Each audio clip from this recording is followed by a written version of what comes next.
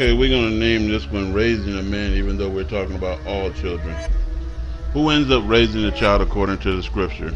We know that what the world states, but what does God state? We know that the man is the spiritual leader and he has the final say in the house. So he actually dictates what's going to happen and how things are going to happen. But he has to do that according to the scriptures. So if your husband is going away from the scriptures and teaching something different from the scriptures, you need to intervene. Should not be teaching anything outside of the world or customs and habits. It should just be strictly on God. 1 Samuel is 1:23. And Elkanah, her husband, said unto her, do what seemeth thee good. Tarry until thou have weaned him. That's the key thing, weaned him. And it takes up to 3 years to wean a child. You know, you can't get the child accustomed to you and then snatch the child away. It's going to have mental issues. It has to be weaned off. The father has to come take the child sometimes. Only the Lord establishes his word. So the woman abode, and he gave her son suck until she weaned him, weaned him off of her. And the child has to be weaned. The child cannot be addicted to the mother, and then bypass everything else in life. That's called mental illness. Genesis 21:8. And the child grew and was weaned. That's why we have the word weaned. But mother birds throw their birds out of the nest. They don't want them just sitting up under them, depending on them the whole damn time. Something wrong with that. And Abraham made a great feast the same day that Isaac was weaned from Sarah.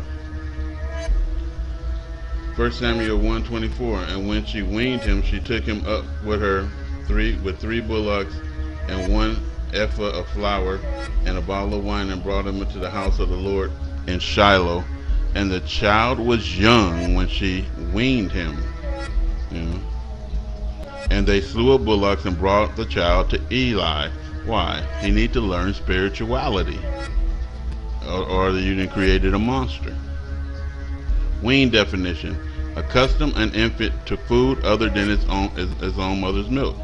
Accustom someone to manage without something, or which they have become dependent on, of which they have become excessively fond of. So you have to wean. Wean means it's a process, it's a time. It ain't just, okay, he's 3 years old, here you go, and then the child going through some mental issues. It's like if you're drinking coffee and you just get off of it. For me, I get bad headaches for 10 days straight, and you just can't get off of coffee. Just like you just can't get off of drugs. People that's mental and they taking psych meds, you just can't get off of that, or you're going to screw your whole brain up. You can't get off of certain things. You become addicted. So even in a relationship, you just can't say, okay, I'm done with you, I'm gone, and then you leave. The heart grows fond of things, you know what I mean? And it just takes time. So the father should be playing a strong role in his child's life at 3 years of age after the weaning, and the father has the final say as to how the child will be reared up. Unless he is going away from the word of the Lord, teaching his child worldly ways, then some intervention will be needed. You can't have a man sitting there teaching your child weird shit, you know what I mean? Worldly shit, because that child gonna be screwed up. Somebody have to step in. The wife gonna have to talk to the elders or something. Somebody got to step in and say, hey, look, you can't be teaching the kid this, man. So the father should be playing, and I hate to say this, but both parents need to watch and protect the child from outside and inside predators. Listening to Dow bullshit of how that, that's some Gentile bullshit, like bring the child out at 9 and 13. It's way too late. Everything under the sun already happened to that child. Both parents don't know each other. It take a long time to actually really know someone, and you don't know if that parent that, even though they sweet and kind and y'all having babies and all that together, you don't know if the parent is a predator. So each parent have to watch. Each parent could be a potential predator, so That's why it's called parenting, because it takes both. Both parents need to watch how the other interacts with the child to make sure nothing strange is going on, and unfortunately you won't be there all the time. So you're going to say, oh, I did a good job raising my kids. You're not going to be there all the time. If something is destined to happen to that child, it's like you can't stop it. You know, it's just unfortunate. The father is the spiritual leader in the home, and he should be praying over the child in the womb of his mother and praying over them when they are born until they reach adulthood. How to raise a man. There's so many dumb people, and that's why I get on these damn pastors, man. Because in these camps and all that, they don't know the first thing it takes to be a damn man. You are a damn man. This is what I'm gonna say to you. You know, you are a man from birth. Either you are a man or you are a Gentile. You are a beast. You either one or the other. So you have to distinguish which one you are. We're gonna have different parenting skills. For our parenting skills is gonna go by spirituality in the book. Their parenting is gonna go by alpha male in the world. First, you have to distinguish between man and Gentile beast because of his spirit. A man was created upright, and a Gentile beast was born in sin. So we are going to raise our children different. So the Bible try to make it seem like all of us were born in sin. No, Gentiles are the sinful birth.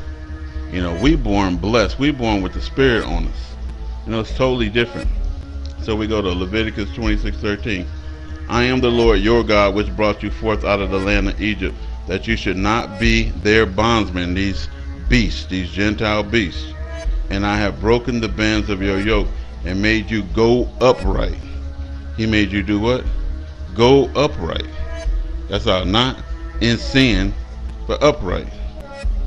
That's why they want to do away with the law, because Gentiles can't stop sinning. Ecclesiastes 7:29. And sin ain't nothing but transgression of the law. Lo, this one have I found, that God hath made man upright. God did what? He made mankind upright. He made Gentiles in sin. The Gentiles try to make it seem like it's everybody. It ain't. It's only a few of us, but we are made upright. But they have sought out many inventions, meaning that, you know, the world has led them astray. That's why I keep trying to tell you, don't follow the world. 2 Samuel 22:26. With the merciful thou wilt show thyself merciful. And so if you want God to love your children and be merciful to them, you got to teach your child to be merciful, not some beast that kill every damn thing and it's the toughest dude on the yard. That's called prison nigga. And with the upright man thou wilt show thyself upright. So God is going to be straight with those who are straight. God is going to be loving with those who are loving. God is going to be merciful with those who are merciful. What does that mean? It's a balance system. Whatever you teach the child to put out, that's what God is going to do to them. If you teach the child to bully every damn body, then that child is going to grow up and get punked in prison. Eventually somebody bigger, badder, and tougher and gayer is going to get a hold of your child's ass. And it is. Or the cops is going to put a bullet in that motherfucker. And that's what you taught it. Because the world is going to play out the way that the world works. God is showing you that the world works in a balance. Always raise your child to be more righteous and smarter and better than you. And again, people are like, don't tell me how to raise my child. That's how my brothers and sisters was. I'm saying you raising your children like baboons. And basically your children is going to grow up and do everything under the sun. You are not watching your children the way, don't tell me how to raise my children. You know, and watch this, I swear to God on my life that every one of their children turned out to be savages, sluts, hoes, and gays. All of their children turned out to be that way because they wouldn't listen to spirituality. Zechariah 1:4. Be you not as your fathers. That's why I said, teach your children to be more righteous and smarter and better than you. Don't be jealous of your children. Teach your children to make more than you, to earn more than you, to work harder than you, to think better than you. And that means that you would have to be straight up upright to teach your children to be upright. So be not as your fathers, unto whom the former prophets have cried. saying, "Thus says the Lord of hosts, turning you now from your evil ways." You shouldn't have to. The children shouldn't have to say, "Well, Daddy or Mommy, y'all doing it, so I'm doing it. I learned from y'all." You should not be setting a bad example in front of your children. You should be the example, and your children should never see you drunk, naked, or some stupid shit. They should never see you like that. There's some people, parents, they don't even know how to put on clothes. It's like you walking around showing your titties and your ass and shit, and you walking around in a gown with no underwear on and all that shit like that. Your kids know. They looking at you, and the first sexual experience they actually really having is with you. Bending over and shit and short little shit in the house. No, put on some fucking clothes and gird your loins like God said. Especially around your children. You don't want to teach them to be sexual, especially with your ass. It's weird. Deuteronomy 32:46. And he said unto them, set your hearts unto all the words which I testify among you this day, which ye shall command your children. You shall do what? Command that they do this. To observe to do all the words of this law. You're going to command your children to do that. You shouldn't be listening to a faggot called Paul of Tarsus. A faggot called Paul of Tarsus who got his head chopped off. That's how God felt about him. Chop his goddamn head off.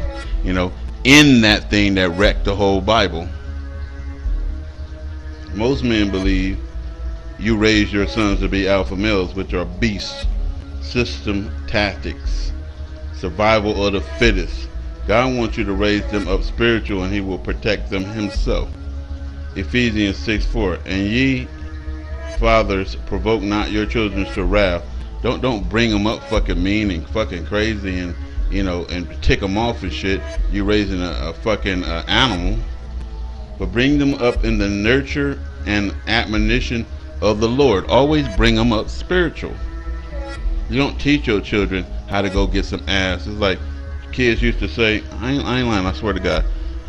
There was a guy named Jose at school, and as a kid, I wanted to go over his house and spend the night. It's like, yeah, you can come over my house and spend the night. And he told me straight up, he says, but my house is a little bit weird. And I said, what's happening in your house? And he goes, well, I'm fucking my mother. He actually told me that. He said, and this is how he referred to his mother. He said, that bitch come in there and give me some ass. That's how he referred to his mother. His house is screwed up. I can't go to Jose's house because Jose's house is screwed up, and it was. And so, you go into another house, and the father been in prison. Boys should not be in the house with some prison yard dog, because you already know what's going to happen. Also, if either of the parents have engaged in homosexual activity, then I'm sorry, but your parenting skills should be scrutinized constantly. Because whether you want to or not, that will rub off on your children. Why? Because if it was okay to you, it's okay to play. It's going to be okay to play to them. They will pick it up knowingly and unknowingly. Be like, I didn't teach this to my kid. Why they acting like that? Because you acting like that unknowingly. And also carefully watch how your other children interact with each other. You may not be the predator, your wife may not be the predator, but you may have a son or a daughter who didn't learn something from an outside source, or learn something from a TV, or learn something from a phone or an internet or a game system today. And he gonna teach your kids, or she gonna teach your kids the gay way, and you gonna regret that. So you gotta watch not only each other, but you gotta watch the kids too. Anyway, because you never know if you have a predator on your hands until you see them engage. Yeah, so also, if either of the parents have engaged in homosexual activity, then I'm sorry, but your parenting skills should be scrutinized constantly, because whether you want to or not, that will rub off on your children. They will pick it up knowingly and unknowingly. Your children are not as blind as you think that they are. They know what the hell is going on. And then parents who've been parenting for a while knows this.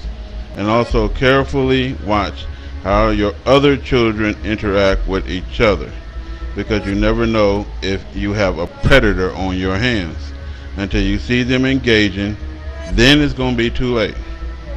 I have a rule. Two people don't be alone in any room. Two will never do, but three will set you free. So, in short, parenting means both parents are always involved. And if you have the older children, it has to be a group effort. So even though the man has the final say in everything, and he just may want to rear up his sons and stuff like that, no, it has to be all his children. You just don't take one boy and treat him special. That's gay. That's just gay. You treat all your children as fair and as loving as you possibly can. He can only say according to the scriptures and not the customs. You know.